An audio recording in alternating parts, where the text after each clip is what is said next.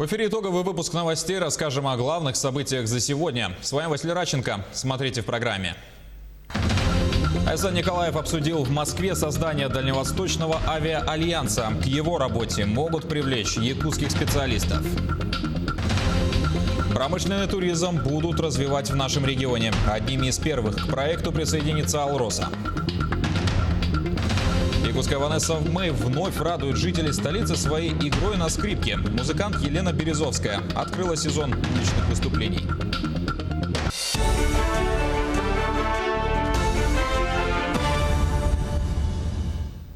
Глава Якутии в Москве встретился с гендиректором Объединенной авиастроительной корпорации.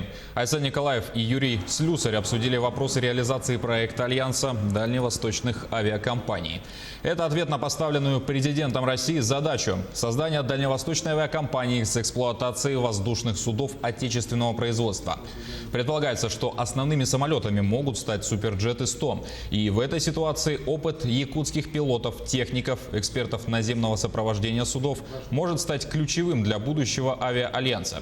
Также глава Якутии предложил дополнительно проработать экономическую модель по производству и эксплуатации российских воздушных судов с учетом их типа, количества, сроков производства и необходимых мер государственной поддержки. Конечно же, для нашей республики, как и для территории труднодоступной, авиация имеет очень важное значение, гораздо большее, наверное, чем для многих других регионов нашей страны. И вопросы авиационного сообщения, ее обеспечения вообще в целом, безопасности полетов, обеспечения региональных авиакомпаний надежной техникой авиационной, они для нас, конечно, абсолютно приоритетны. Между тем, премьер Михаил Мишустин призвал компании развивать бизнес в сфере IT. В ходе пленарного заседания «Цифровые перемены» глава Кабмина заявил, что в качестве основного ресурса будущего России необходимо поддерживать молодых людей, в том числе школьников, которые с помощью инноваций помогают стране выйти на более высокий уровень экономического развития. В свою очередь, вице-президент Telegram Илья Перекопский отметил, что в России и Восточной Европе есть целая армия талантливых программистов.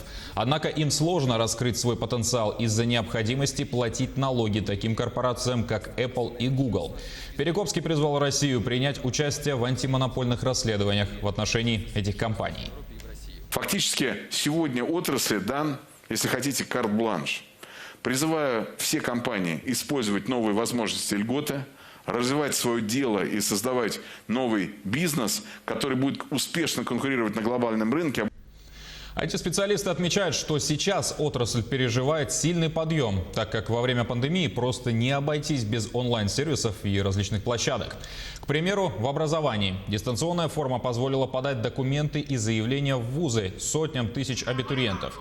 Нельзя забывать и о тех, кто помладше. Замруководителя оперативного штаба Ольга Балабкина сегодня в ходе брифинга рассказала и обратила внимание на то, что уже сейчас началась подготовка к следующему учебному году в школах. До 1 августа должен быть представлен главе республики четкий механизм, в каком порядке дети пойдут в детские сады, школы, как будут заниматься непосредственно в дополнительном образовании, в музыкальных школах и спортивных кружках, и как будут работать наши учреждения культуры вот в этих достаточно сложных условиях. А для чего нам необходимо это сделать сейчас и отпланировать, потому что все должны уже понимать, как они зиму будут проводить. Большому количеству семей пришлось отложить свои отпуска, в связи с чем дети получат более слабый иммунитет и, как следствие, ослабленный организм осенью, в сезон гриппа. По словам Ольги Балабкиной, этот вопрос тоже прорабатывается правительством региона. И уже сегодня есть методы, которыми планируют смягчить спад иммунной системы у детей. На настоящий момент, так как у нас возможен и карантин по коронавирусной инфекции, для того, чтобы у нас как можно дольше продлить очное обучение наших детей и, соответственно, сохранить здоровье и сохранять процесс, мы на настоящий момент, непосредственно начинаем усиленную вакцинацию детей, противогриппозную по, соответственно, национальному календарю прививок. Поэтому мы понимаем очень четко, что в этом году наши дети получат меньше солнца в связи с тем, что многие ограничили выезды, и поэтому, соответственно, начнем вакцинацию для того, чтобы как можно дальше сдвинуть возможный карантин, если он все-таки по гриппу будет. А в лучшем случае его, конечно, не допустить. Кроме того, оперативный штаб Якутии утвердил регламент обеспечения работодателями контроля приезда вахтовых, сезонных и командированных работников из-за пределов региона. Согласно документу, наниматель в обязательном порядке письменно уведомляет органы власти о прибывающих работниках за 5 дней до прибытия. При этом все прибывающие работники должны иметь отрицательный результат лабораторных исследований на коронавирус и проходить перед приездом обязательный медосмотр. После приезда все прибывшие в обязательном порядке изолируются на 14 дней. Бизнес и некоммерческие организации, пострадавшие от коронавируса, освобождены от уплаты налогов, а также сборов за второй квартал этого года. Владимир Путин подписал соответствующий федеральный закон. Для страховых взносов за этот период освобождение реализовано в виде установления тарифов по ставкам 0%. К получившим такую меру поддержки закон относит субъекты малого и среднего бизнеса, а также индивидуальных предпринимателей, занятых в наиболее пострадавших сферах деятельности. Кроме того, в список войдут пострадавшие некоммерческие организации по реестрам, которые будут сформированы уполномоченными органами. В России продолжается дистанционный прием документов в вузы. О том, удобен ли такой формат самим абитуриентам и готовы ли учебные заведения продолжить работу в этом ключе и после пандемии, наш корреспондент Айсена Бурнашвала. Золотой медалист, выпускник Нижнебестяхской школы Никита Прохоров хочет связать свою жизнь с геологией и добычей полезных ископаемых. Он считает, что за этим будущее, что добывающая промышленность – одна из самых перспективных отраслей. В Якутии очень много еще не открытых источников того же угля, различных минералов, золота, алмазы, еще много неизведано. Поэтому здесь еще работы много. Получать высшее образование молодой человек намерен в стенах Горного университета в Петербурге или геолого-разведочного в Москве. Подавать документы для поступления Никита планирует через онлайн-систему вуза. В чем его плюс огромный лично для меня? Это можно отправить дистанционно, и не нужно ехать туда, волноваться, тратить время. И сразу тебе скажут, можешь ли ты пройти или не можешь пройти.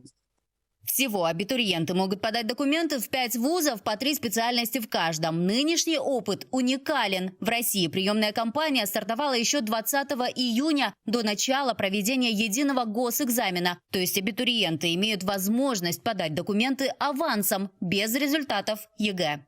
Это было сделано для того, чтобы не создавать скученности после того, как ЕГЭ будут сданы, и вот этот вот временной период, он будет очень маленький. Наши абитуриенты уже сейчас подают документы, сканируют свои паспортные данные, сканируют данные аттестата, которые они уже получили, и обозначают те ЕГЭ, которые они будут сдавать, и в настоящее время уже сдают. Как только станут известны результаты экзаменов, их сразу внесут в базу данных. Далее приемная комиссия распределит абитуриентов по рейтингу и сформирует список поступивших ребят. Вузы сейчас работают на пределе своих возможностей эмоциональных. То есть если для абитуриента это загрузка документов, то для вуза это обработка, и здесь нужно вот соблюдать баланс. Это просто новые условия, в которых работаем и мы, наши абитуриенты, и мы должны для них создать максимально комфортные условия, во что бы то ни стало. Помимо интернет-приемных вузов, документы можно подать через госуслуги с помощью сервиса поступления в вуз онлайн. Также воспользоваться почтой или курьерской службой. Приемная кампания продлится до 18 августа. Но не все вузы перешли в онлайн-формат. Исключения составили творческие специальности. Так, легендарное Щепкинское училище или ГИТИС проводят очные прослушивания. Естественно, с соблюдением всех рекомендаций Роспотребнадзора. Айсена Бурнашвала, Виктор Олесов, Нижний Бестях, Санкт-Петербург, Москва. Промышленный туризм будут развивать в Якутии. Правительство региона и агентство стратегических инициатив подписали соглашение о сотрудничестве по продвижению новых проектов. Туристы смогут увидеть, как добывают и обрабатывают алмазы, как устроена угольная промышленность и какие машины для этого используются.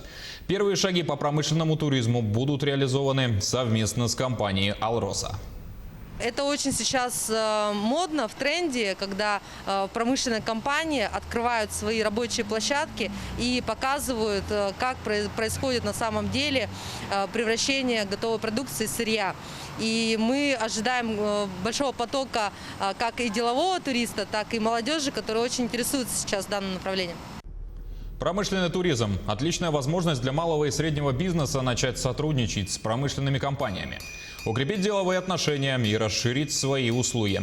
Помимо этого, в планах туристические продукты, которые направлены на продвижение малого и среднего предпринимательства, кузнечного, гранильного дела, изготовления посуды и якутских ножей.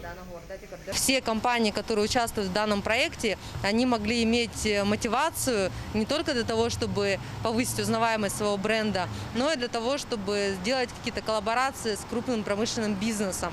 Поэтому мы сейчас делаем ставку не только на какие-то гранты, субсидии, но и на то, чтобы поделиться методологией, которую уже разработала ОСИ, с небольшими предприятиями, которые хотят зайти на этот рынок. В столице Якутии продолжается ремонт дорог. Срок сдачи полотна и соответствующих конструкций к нему запланированы на 31 октября. Работу дорожников регулярно проверяют активисты Общероссийского народного фронта. И уже сегодня они говорят об отставании в сроках. По их словам, для того, чтобы все закончить по плану, у ремонтников не хватает ни техники, ни людей. Отметим, что всего в рамках нацпроекта «Безопасные и качественные автомобильные дороги» в этом году должно быть построено и отремонтировано 28 объектов дорожного хозяйства, в том числе более 23 километров дорожного полотна. Сроки короткие, и должно находиться большое количество людей с большим количеством техники и максимально быстро осуществлять работы. То есть работы должны быть разноплановые. Вот конкретно по этой дороге мы видим то, что очень долгая раскачка была. Сняли частично сначала тротуар, потом дорожное полотно тоже вроде начали снимать, потом остановились и тоже долго ничего не делали. И по факту на этой улице мы видим 3-5 человек, которые работают, что-то делают. Я думаю, что так не должно быть. В Нерюнгринском районе объявлен месячник безопасности на водных объектах. Инспекторы осматривают пляжи и при встрече отдыхающих ведут с ними разъяснительные беседы. В очередной рейд отправилась и Екатерина Павлова. Здравствуйте. Инспекция ГИМС МЧС. Меня зовут Софик Сергей Владимирович. Проводятся профилактические беседы по безопасному поведению на воде. Почему населению еще раз снова и снова напоминают о правилах купания на водоемах? Анализ статистики показывает, что характер причин происшествий на воде не меняется. Это оставление взрослыми детей без присмотра, купание в необорудованных и запрещенных местах, в состоянии алкогольного опьянения, опрокидывание маломерных судов или лодок, на которых люди не соблюдали правила безопасного поведения на воде. Это говорит о том, что нельзя забывать о профилактических мероприятиях. Если сотрудники ГИМС выявляют детей без надзора, такие сведения передаются в комиссию по делам несовершеннолетних.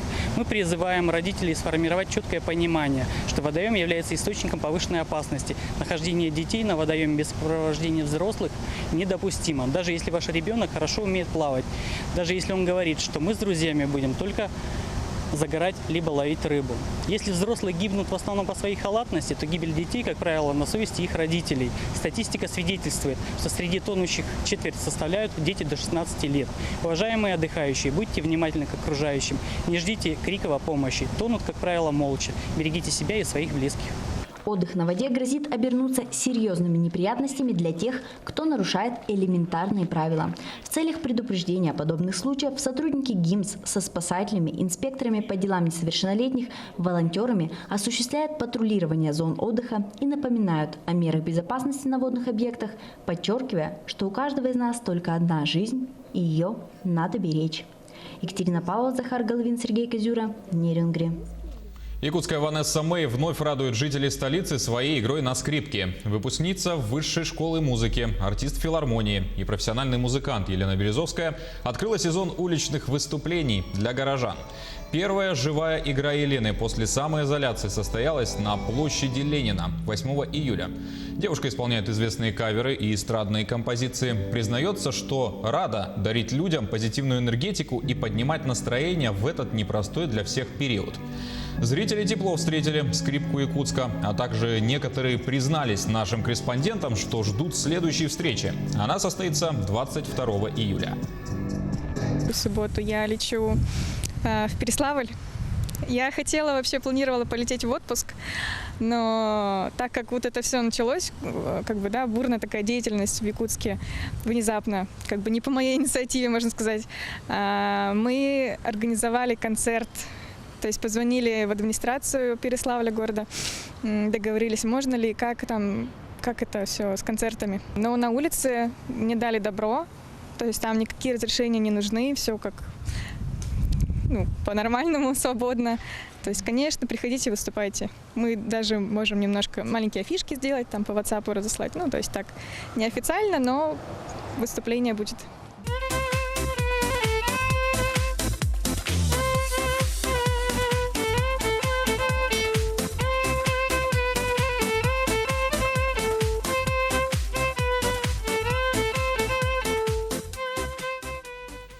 И на этой позитивной ноте наша программа подошла к концу. Спасибо за внимание и до свидания.